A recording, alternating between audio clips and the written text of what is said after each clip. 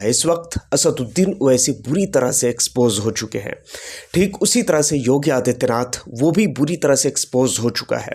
हम बात करेंगे इन तमाम बड़ी खबरों पर और वेस्ट बंगाल की अभी हालत क्या है इस पर भी हम बात करेंगे। साथ में नेपाल को लेकर जिस तरह की भ्रामक खबरें दी जा रही है, जिस तरह नेपाल को लेकर खबरें बताई जा रही है, सोशल मीडिया पर इतनी सारी गंदी और झूठी और फेक नैरेटिव चल रही हैं, तमाम चीज़ों को हम एक्सप्लेन करने वाले हैं इस वीडियो में।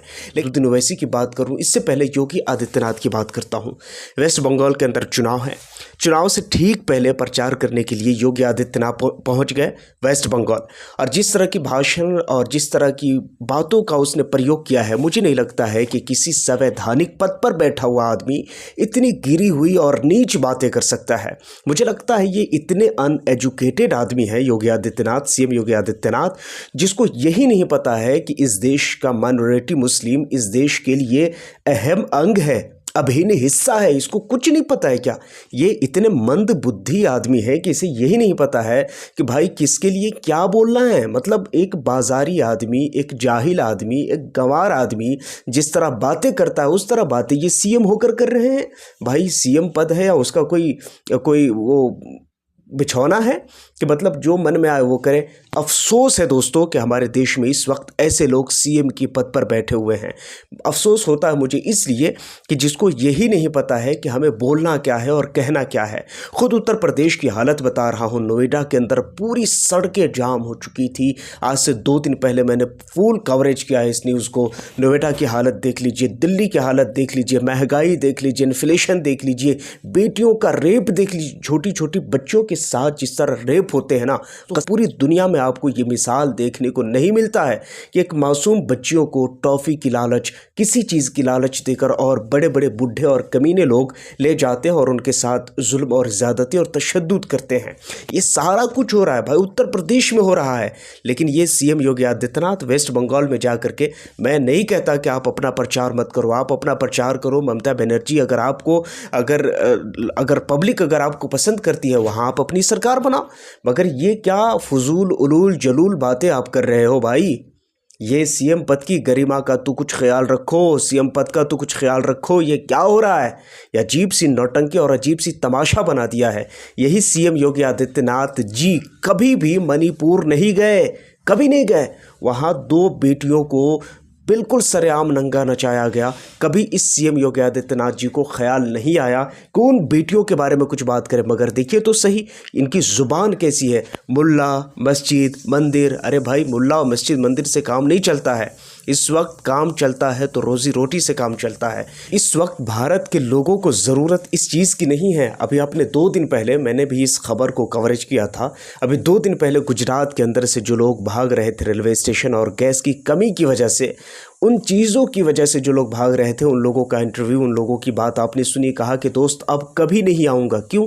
इसलिए कि उसे पता है कि दोबारा वो अगर जाएगा तो क्या हालत होगी। और नॉलेज तो देखिए, नॉलेज का लेवल मैं आपको बताना चाहता हूँ। इस वक्त महुआ मोइत्रा है, उनका जो शब्द है वो मैं कोट कर रहा हूँ आपके साथ। बुलडोज़र बुद्धि, तुम मुझे खून दो मैं तुम्हें आज़ादी दूंगा, नेता बोस ने कहा था। विवेकानंद जी ने नहीं। यूपी में बैठकर फैंटा पीजिए और बंगाल को छोड़ दीजिए। ये है टीएमसी सांसद महुआ मोइत्रा का जवाब। ये सीएम योगी आदित्यनाथ को लेकर उन्होंने जो जवाब दिया है वो है।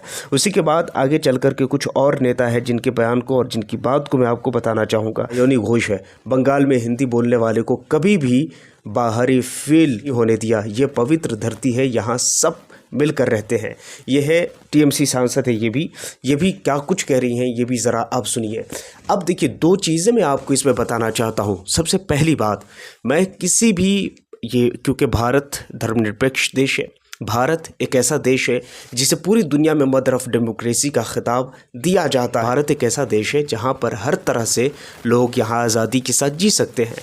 आप अगर इलेक्शन कैंपेन को लेकर इस तरह की भाषाओं का, अमर्यादित भाषाओं का अगर प्रयोग करेंगे तो मुझे लगता है कि ये तमाम चीज़ें लोग बोल कैसे पा रहे हैं। इलेक्शन कमीशन ऑफ इंडिया आखिर चली कहाँ गई उनकी?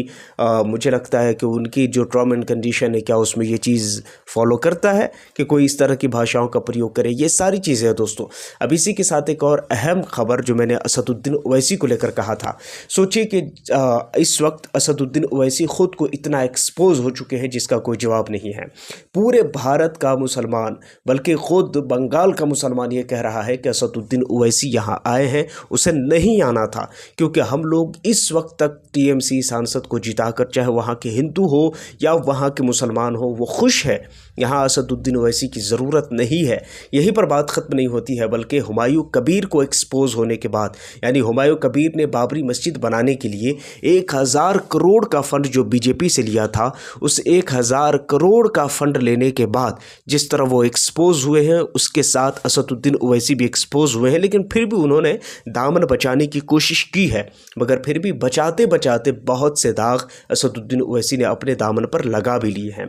हालांकि बताएं कि असदुद्दीन ओवैसी और हुमायूं कबीर के इस काम की वजह से, यानी कि बाबरी मस्जिद की बनाने की वजह से, जो अमित शाह ने खुद इस बात को कोट किया और कहा है कि हम बाबरी मस्जिद बनने नहीं देंगे। भाई ज़रूरत ही किसको है? मुझे लगता है कि सबसे पहले मुसलमानों को चाहिए कि हुमायूं कबीर को जाकर के और गिरबान से पकड़े और उससे जवाब मांगे कि भाई तुमने ये हरकतें की कैसे, बाबरी मस्जिद की ज़रूरत है कहाँ। और सबसे शुरू में जब हुमायूं कबीर बाबरी मस्जिद बना रहा था, तभी मैंने कहा था कि हुमायूं कबीर साहब, यहाँ बाबरी मस्जिद की ज़रूरत नहीं है, यहाँ मुसलमानों को कॉलेज की ज़रूरत है, यहाँ हॉस्पिटल मेडिकल की ज़रूरत है, यहाँ मुसलमानों को शिक्षित, यहाँ एजुकेटेड होने की ज़रूरत है। मुसलमान की बच्चियाँ, उनके लिए कुछ करो। उनके नकाब को खींचा जा रहा है, उनके हिजाब को खींचा जा रहा है, उनके लिए कुछ करो। यहाँ गरीब दलित बच्चियाँ हैं जिसको स्कूल में जाने के लिए पता नहीं क्या कुछ सामना करना पड़ रहा है, उनके लिए कुछ करो। मस्जिद की ज़रूरत है किसको? लेकिन ये हुमायूं कबीर जो वोट के लिए और सरकार और सत्ता में बने रहने के लिए और सत्ता में बनाए रखने के लिए किसी की पॉपेट बन करके वो भारत के मुसलमानों को गुमराह कर रहा था, आखिरकार उसका काम एक्सपोज हो ही गया। और साथ में असदुद्दीन ओवैसी, इस वक्त कोई मुसलमान उसके साथ सहमति नहीं बता रहा है, चंद एक के अलावा। हालांकि अगर परसेंटेज वाइज अगर देखेंगे तो बहुत कमी आई है असदुद्दीन ओवैसी की फैन फॉलोइंग में, इस बात को लेकर कि वो बंगाल में जाकर चुनाव लड़ रहे हैं। हालांकि वो गलत कर रहे हैं, ये हम नहीं कह रहे हैं, बल्कि बहुत बड़े बड़े लोग यही कह रहे हैं, जो एक्सपर्टीज़ है वो यही कह रहे हैं।